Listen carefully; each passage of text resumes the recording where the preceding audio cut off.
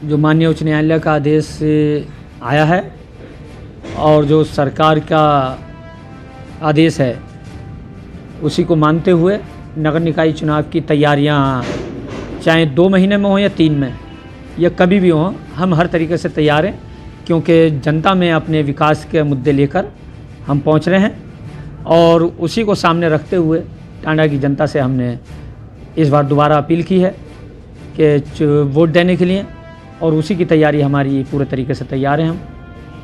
पूर्व चेयरमैन शहाबुद्दीन गौरी साहब का कहना है कि वे 2 बार चेयरमैन रहे, एक बार उन्होंने खुद चेयरमैन गए, दोबारा जो इस टाइम मौजूदा समय में आप हैं वे भी उन्हीं के ही नाम पे वोट मिला, चेयरमैन मिली और मेरे साथ धोखा हुआ, इस पर क्या कहना चाहेंगे?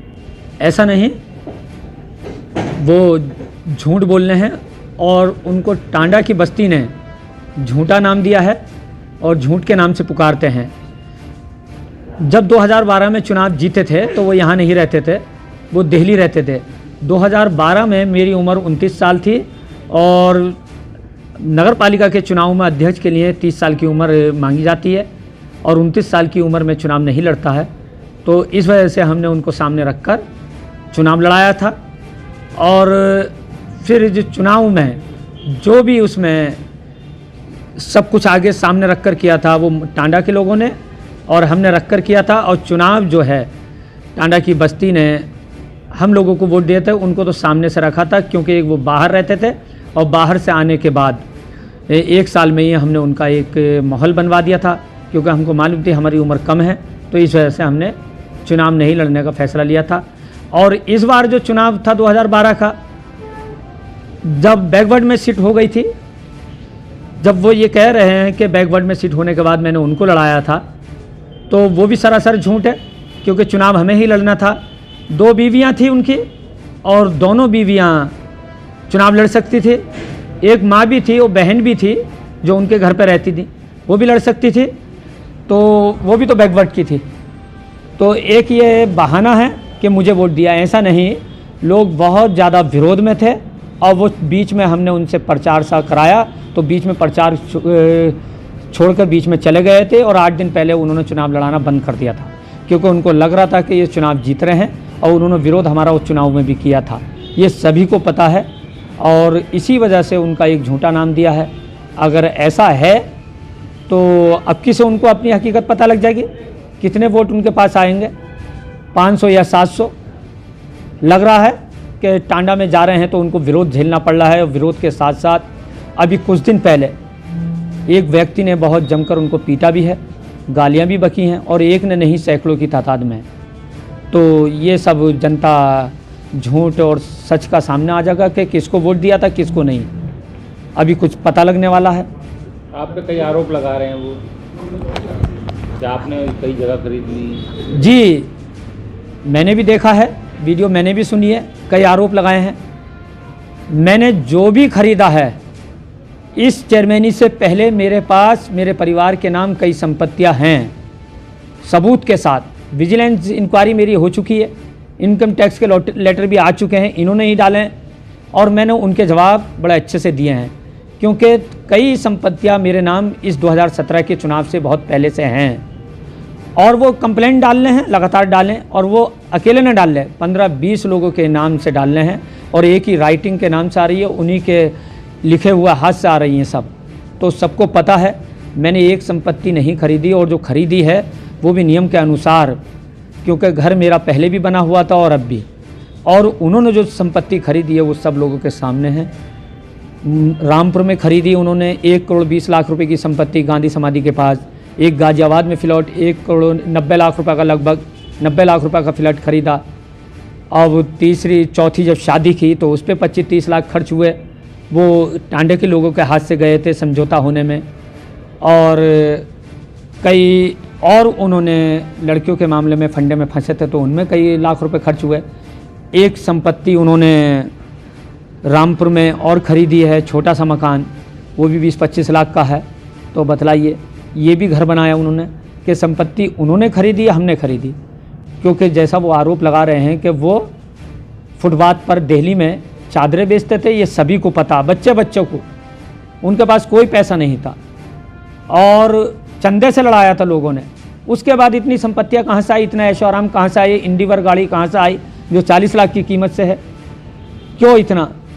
उन्होंने आरोप बहुत लगाए हैं, जैसे स्टेडियम का आरोप कि 18 करोड़ आया, 18 करोड़ नहीं 16 करोड़, और 16 करोड़ में 3 करोड़ की लगभग जीएसटी गई।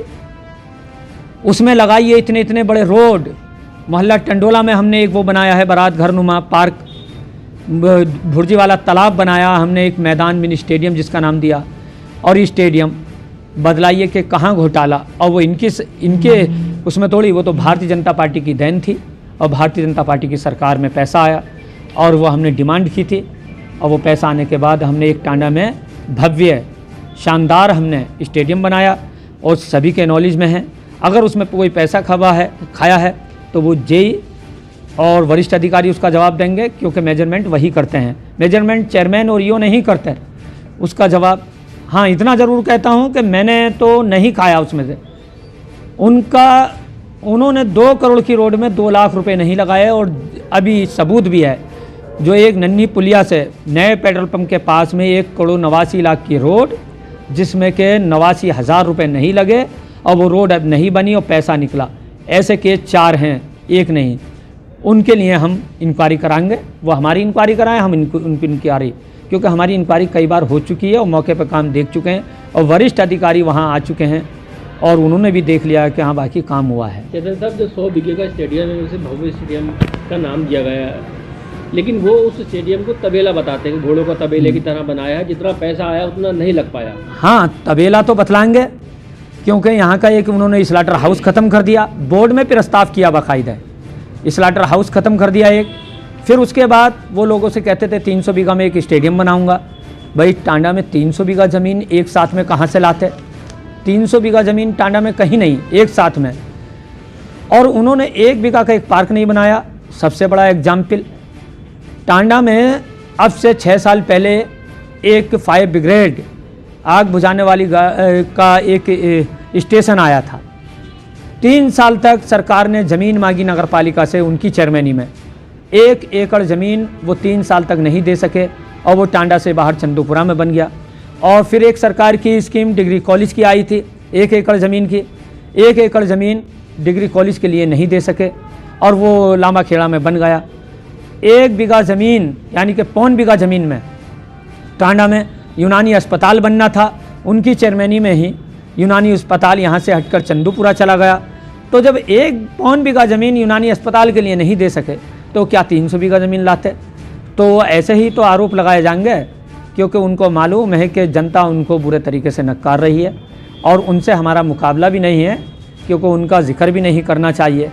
और क्योंकि 500-700 वोटों के लगभग उन्होंने अपनी पोस्ट में और अपने भाषण में कहा कि मैं जीतने नहीं आया, मैं मकसूद लाला को हराने के लिए आया हूँ, कि अल्लाह अगर जिसको नहीं चाहता वो नहीं हारता, उसने मालिक ने अगर सही किया तो हमारी नसीब में अगर इज्जत दी तो उसके बगैर कुछ नहीं होगा। और इंशाल्लाह हम तीसरी बार जीत की ओर हैं, क्योंकि तभी तो मेहनत जहां 2012 में एक 80% वोट अपने वार्ड में लाई थी और जीती थी, तो किसको वोट मिला था ये आपको पता। आप अपना मुकाबला किससे मानते हैं? इंशाल्लाह अगर भारतीय जनता पार्टी का टिकट हमको मिला, और मिलेगा, क्योंकि हमें उम्मीद है और पार्टी के लोगों पर हमें भरोसा है, क्योंकि हमने पार्टी के और संगठन के लिए लगातार काम कर रहे हैं, तो हमारा मुकाबला ही नहीं होगा, एक तरफा यहाँ चुनाव होगा, और कुछ प्रत्याशी यहाँ अपना आप ही स्वयं ही बैठ जाएंगे, और जो आए हैं वो भी, हम तो कह रहे हैं वो रामपुर से आए हैं, 5 साल में चुनाव लड़ें, पब्लिक का में रहें, काम करें, थाने में, तहसीलों में, अस्पतालों में जाएं और रोज़ाना घूमें। तो हम तो खुद सोच रहे हैं कि आदमी को अपनी औकात का पता लग जाएगा। हमारा मुकाबला किसी से नहीं होगा अगर भारतीय जनता पार्टी का टिकट हमको मिला, और इंशाअल्लाह हम भारतीय जनता पार्टी का टिकट हमको मिलेगा। आपको मालूम है पूरा टांडा खुदा हुआ है, 5 साल से लगातार हर कच्ची गली में, हर पक्की गली में, जहाँ पर 2 इंची की लाइन थी उसे 4 इंची 6 इंची कर रहे हैं, और पूरा टांडा इस समय भी खुदा हुआ। 5 साल बहुत होते हैं, हमने कोई गली नहीं छोड़ी। उन्होंने 15-20 गलियों में पाइपलाइन डलवाई थी, पहले पाइपलाइन नहीं पड़ी, इसी दौर में पड़ रही हैं। पूरा टांडा में घूम के देखें और कच्ची गलियां देखें कि लोग जगह जगह रास्ते बंद हैं, पाइपलाइन डालने न डालने। हमने 80% टांडा में गलियों में पाइपलाइन डाली है। और पानी की टंकियों का जो आरोप लगाया गया है वो भी गलत है, क्योंकि पानी की टंकियां ज़्यादातर चालू हैं। 2 टंकियां चालू हैं, 1 टंकी हम चालू कराने वाले हैं 10-15 दिन में, उसको भी पूर्ण रूप से हम काम कर चुके हैं। पता है आपको, मोहल्ला नज्जूपुरा, आज़ाद नगर, टंडोला में काम चल रहे हैं, उस टंकी को भी हम चालू कर रहे हैं। तो आरोप तो लगाते रहेंगे, जैसे उन्होंने लगाया कि पुरानी सड़कें हैं, सब कुछ पता लग जाएगा। सब इसी 4-5 साल के अंदर सारी सड़कें बनी हैं। 50% टांडा में एक साथ सड़कें बनी हैं, और बड़ी बड़ी सड़कें बनी हैं, छोटी छोटी नहीं, 100-100 फुट की रोड, 150-150 फुट की, बहुत बहुत लंबी रोड है। ये सभी टांडा के लोगों को मालूम है। मरम्मत के लिए हमारे पास यहाँ पर नगर पालिका में 3 लड़के जो मरम्मत करने वाले हैं, लगातार हैं 5 साल से। मरम्मत जहाँ भी होती है इमरजेंसी की जाती है और करी जा रही है। उनके आरोप तो जब बौखला जाता है आदमी तो ऐसी करता है, जब जनता उनको नकार देती है तो ऐसी बौखलाहट निकलती है। चेयरमैन साहब, उन्होंने एक आरोप और लगाया है कि आप और आपकी पत्नी जो मौजूदा चेयरमैन है वो अपनी स्किन लगवा करके आई हैं। ना मैं ना पत्नी आज तक नैनीताल, 5 साल से हमने नैनीताल नहीं देखा। हमने कोई जगह ऐसी नहीं देखी कि जैसे गोवा, कश्मीर में गए हों घूमने, हम कहीं नहीं जाते, 1 दिन के लिए जाते हैं, वापस आ जाते हैं। हाँ, जो जैसा होता है वैसी बातें करता है, और जिस लेवल का, क्योंकि सबको मालूम है अभी 3 महीने पहले उनके बाल, उनका चेहरा कैसा था वो टांडे की जनता को पता है। कितने कितने बड़े बाल थे, कितनी बड़ी दाढ़ी थी।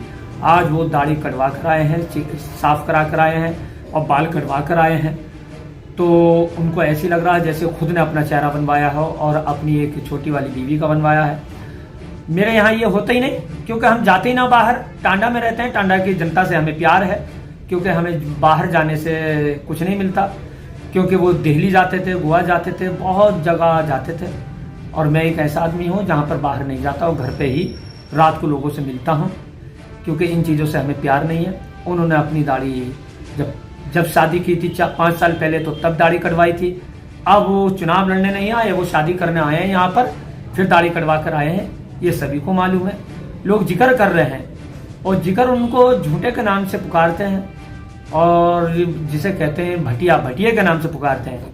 वो जैसी भाषा बोलते हैं उस भाषा में हमसे जवाब भी देना आता है, मगर चलिए, हम जवाब नहीं देते थे उनको। अब उन्होंने सोचा कि कोई आदमी दबता है तो हमसे कागजी जवाब भी देना आता है और मौखिक भी जवाब देना आता है, कि उनके जो भी बातें हैं मनगढ़ंत हैं, और मनगढ़ंत बातें कभी कामयाब नहीं होती। इंशाल्लाह जब जनता हमसे जुड़ रही है तो बखलाहट तो उनको होगी,